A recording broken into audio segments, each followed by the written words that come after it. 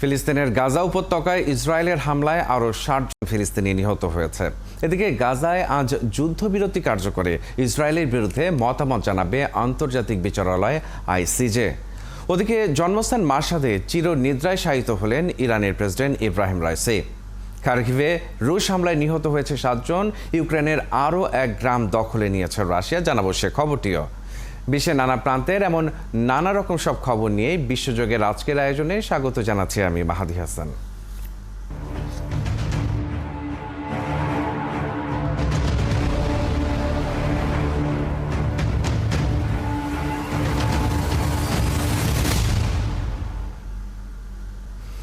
এদিকে ফিলিস্তিনের গাজা উপত্যকায় যুদ্ধবিরতি কার্যকরের বিষয়ে শুক্রবার অভিমত জানাবে আন্তর্জাতিক ন্যায় বিচার আদালত আইসিজে।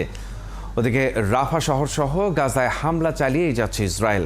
যুদ্ধবিরতি কার্যকরে ইসরায়েলকে নির্দেশ দিতে দক্ষিণ আফ্রিকার অনুরোধের প্রেক্ষিতে এই অভিমত জানানো হবে বলে জানায় জাতিসংঘের শীর্ষ আদালত। শুনানিতে দক্ষিণ আফ্রিকার আইনজীবী ভন লইউ বলেন, রাফার অভিযান গাজা ও এর ফিলিস্তিনি জনগণের ধ্বংসের শেষ পদক্ষেপ। গণহত্যা থেকে ফিলিস্তিনের জনগণের সুরক্ষা প্রয়োজন। গাজা উপত্যকায় ইসরায়েলের সামরিক অভিযান বন্ধের নির্দেশ দেওয়ার জন্য সম্প্রতি আইসিজেতে আবেদন করে দক্ষিণ আফ্রিকা। তবে রায় বাস্তবায়নের সক্ষমতা নেই এই আদালতে। যুক্তরাজ্যের অক্সফোর্ড বিশ্ববিদ্যালয়ে ফিলিস্তিনের সমর্থনে আন্দোলনকারীদের উপর ধরপাকড় চালিয়েছে যুক্তরাজ্যের পুলিশ। আটক করা হয়েছে বেশ কয়েকজন শিক্ষার্থীকে। গাজায় হামলা বন্ধের পাশাপাশি ইসরায়েলি কোম্পানির সঙ্গে বিশ্ববিদ্যালয়ের সম্পর্ক ছিন্নের দাবি জানিয়ে অক্সফোর্ড বিশ্ববিদ্যালয়ে বিক্ষোভের ডাক দেয় শিক্ষার্থীরা।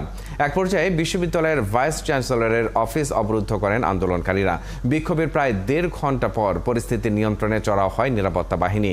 এ সময় আন্দোলনকারীদের ওপর শুরু হয় ধরপাকড়। আটক করা হয় বেশ কয়েকজন শিক্ষার্থীকে। কয়েকদিনের আনুষ্ঠানিকতা শেষে চিরনিদ্রায় শায়িত হলেন হেলিকপ্টার দুর্ঘটনায় নিহত ইরানের প্রেসিডেন্ট ইব্রাহিম রাইসি। বৃহস্পতিবার সন্ধ্যায় নিজের শহর মাশহাদে ইমাম আলী আল রেজার মাজারে তার দাফন সম্পন্ন হয়। বৃহস্পতিবার স্থানীয় সময় বিকেলে বিমানে করে মাশহাদে রাইসির মরদেহ আনা হয়। এ সময় তাকে শেষ বিদায় জানাতে জড়ো হন হাজারো মানুষ। পরে শোকগ্রস্ত মানুষের ভিড়ের মধ্য দিয়ে সুসজ্জিত একটি ট্রাকে করে তার কফিন নিয়ে যাওয়া হয় ইমাম আলী রেজার মাজারে। দাফন করার আগে জন্মস্থান মাশহাদে পড়ানো হয় জানাজা। একই সময়ে ইমাম রেজার পবিত্র মাজারে প্রেসিডেন্ট রাইসির কবরস্থান প্রস্তুত করা হয়। এরপর সকল আনুষ্ঠানিকতা শেষে সোনার গম্বুজ বিশিষ্ট ইমাম রেজা মাজারে রাইসি সহ পররাষ্ট্রমন্ত্রী আবদুল্লাহিয়ানের দাফন সম্পন্ন হয়। মিয়ানমারের পশ্চিমাঞ্চলীয় রাখাইন রাজ্যে নতুন করে সংঘাত সহিংসতা ছড়িয়ে পড়ছে। এই ঘটনায় স্থানীয় সংখ্যালঘু সম্প্রদায়ের হাজার হাজার মানুষ বাস্তুচ্যুত হয়েছেন বলে অভিযোগ করেছেন সেখানকার মানবাধিকার কর্মীরা। বৃহস্পতিবার মিয়ানমার বিষয়ক জাতিসংঘের স্বাধীন তদন্ত কমিটি IIMM এক বিবৃতিতে বলেছে, রাখাইনে ঘটে যাওয়া সব ঘটনা ঘনিষ্ঠভাবে অনুসরণ এবং সেখানে মানবতা বিরোধী ও যুদ্ধাপরাধ সংঘটিত হয়েছে কিনা তা মূল্যায়ন করছে তারা। আরাকান আর্মি বলছে তারা রাখাইনে জাতিগত রাখাইন জনগোষ্ঠীর অধিক স্বায়ত্তশাসনের দাবিতে লড়াই করছেন। রাখাইনে বর্তমানে নির্যাতিত সংখ্যালঘু রোহিঙ্গা মুসলিম সম্প্রদায়ের প্রায় ৬ লাখ সদস্য রয়েছে।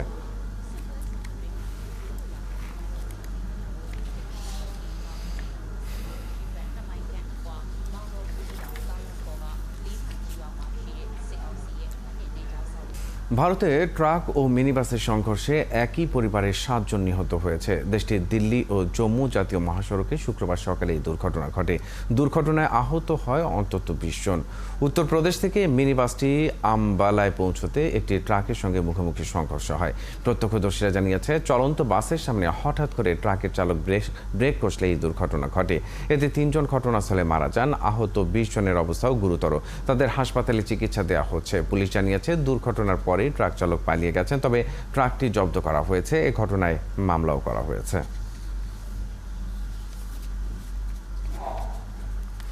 ইউক্রেনের উত্তর পূর্বাঞ্চলীয় শহর খার্কিভে রাশিয়ার ক্ষেপণাস্ত্র হামলায় অন্তত 7 জন আহত হয়েছে আরও বেশ কয়েকজন। বৃহস্পতিবার খার্কিভ অঞ্চলের গভর্নর ওলেগ গুবভ বলেন, ইউক্রেনের দ্বিতীয় বৃহত্তম শহরটিতে অন্তত 15টি ক্ষেপণাস্ত্র হামলা চালায় রুশ বাহিনী। এ সময় হতাহতের এই ঘটনা ঘটে। হামলায় এখনও 2 জন নিখোঁজ রয়েছে। ইউক্রেনের এই কর্মকর্তা স্থানীয় বাসিন্দাদের নিরাপদে থাকার আহ্বান জানিয়েছেন। ওদিকে বাখমুতের কাছে আন্দ্রিভকা গ্রাম দখলের দাবি করেছে রাশিয়া, তবে আন্দ্রিভকা ও নোভি এলাকায় 3টি রুশ আক্রমণ প্রতিহত করেছে ইউক্রেন। এই পরিস্থিতিতে পশ্চিমা মিত্রদের কাছে আরও অস্ত্র সহায়তার আহ্বান জানিয়েছে ইউক্রেন।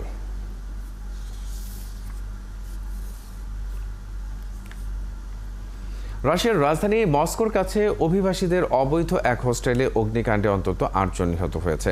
বৃহস্পতিবার মস্কোর উপকণ্ঠের একটি গ্রামের হোস্টেলে অগ্নিকাণ্ডে প্রাণহানির এই ঘটনা ঘটে। মস্কোর প্রসিকিউটরের কার্যালয় বলছে, স্থানীয় সময় ভোর 4টার দিকে রাজধানীর উত্তর পশ্চিমের স্ট্রিনস্কি জেলার দ্বিতল ওই আবাসিক ভবনে আগুনের সূত্রপাত।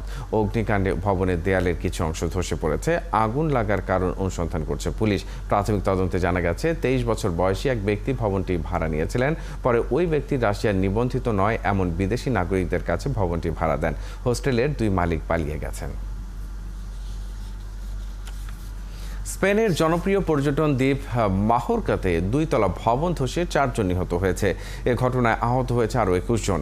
বৃহস্পতিবার স্থানীয় সময় রাত 10:30টায় মাহোর্কার রাজধানী পালমার মেডুসা বিচ ক্লাবে ভবনটি ধসে পড়ে।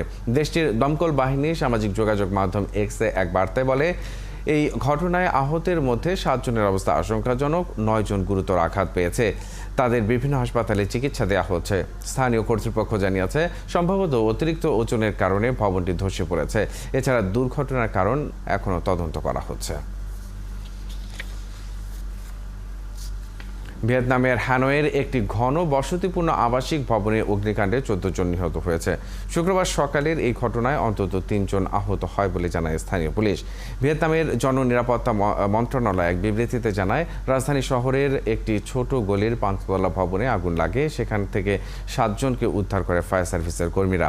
জননিরাপত্তা মন্ত্রণালয় আরও বলছে, এই ঘটনায় কোনো অভিযুক্তকে এখন পর্যন্ত শনাক্ত করা যায়নি, তবে অগ্নিকাণ্ডের কারণ দেখছে কর্তৃপক্ষ। গত বছরের সেপ্টেম্বরে হ্যানয়ের একটি অ্যাপার্টমেন্ট ব্লকে অগ্নিকাণ্ডে শিশু সহ অন্তত 56 জন নিহত হয়। মেক্সিকো একটি নির্বাচনী প্রচারণা মঞ্চ ধসে 9 জন নিহত হয়েছে। এই ঘটনায় আহত হয়েছে আরও 50 জন। বৃহস্পতিবার এ খবর নিশ্চিত করেছে স্থানীয় কর্তৃপক্ষ। উত্তর মেক্সিকোর নুয়েভা লিওন রাজ্যে সিটিজেন্স মুভমেন্ট পার্টির নির্বাচনী সমাবেশে এই ঘটনা ঘটে। সামাজিক যোগাযোগ মাধ্যমে রাজ্যের গভর্নর স্যামুয়েল গার্সিয়া হতাহতের বিষয়টি নিশ্চিত করে বলেন, নিহতদের মধ্যে 8 জন প্রাপ্তবয়স্ক ও 1 জন শিশু রয়েছে। আহতদের মধ্যে 3 জনের অস্ত্রোপচার করা হয়েছে। প্রবল বাতাসের কারণে মঞ্চের অবকাঠামো ভেঙে লণ্ডভণ্ড হয়ে যায়।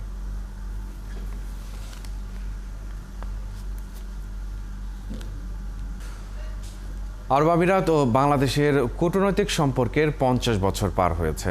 1974 সালে বঙ্গবন্ধুর ঐতিহাসিক আমিরাত সফরের মধ্য দিয়ে সম্পর্কের শুরু। এরপর থেকেই বাংলাদেশের কর্মীরা দেশটির নির্মাণ খাতে কাজ শুরু করেন। ফলে ব্যাপক হারে বাংলাদেশি কর্মী আমিরাতে যেতে শুরু করে।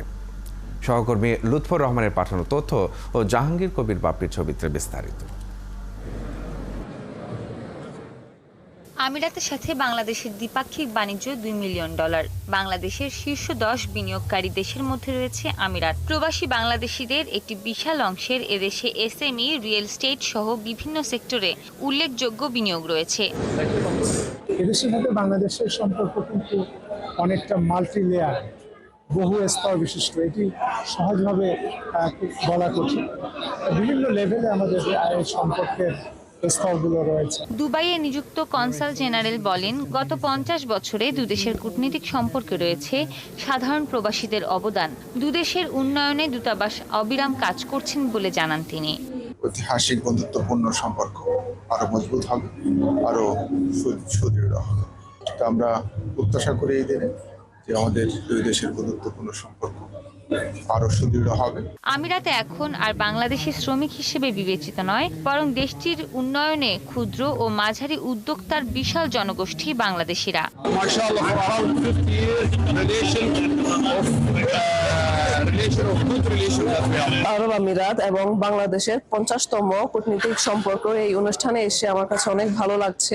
আমি মনে করি এটা বাংলাদেশের সাথে ইউএই যে সম্পর্কটা এটা এই প্রোগ্রামের দ্বারা এই সমস্ত প্রোগ্রাম এগুলোর জন্য এগুলো আরো অনেক বৃদ্ধি পাবে। বঙ্গবন্ধুর হাত ধরে স্থাপিত কূটনৈতিক সম্পর্ককে মজবুত করতে কয়েকবার আমিরাত সফর করেছেন প্রধানমন্ত্রী শেখ হাসিনা। মিলেছে এর সুফলও।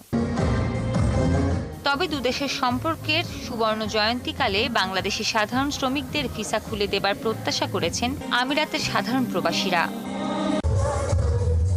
সৃষ্টি ঘটক, ৭১।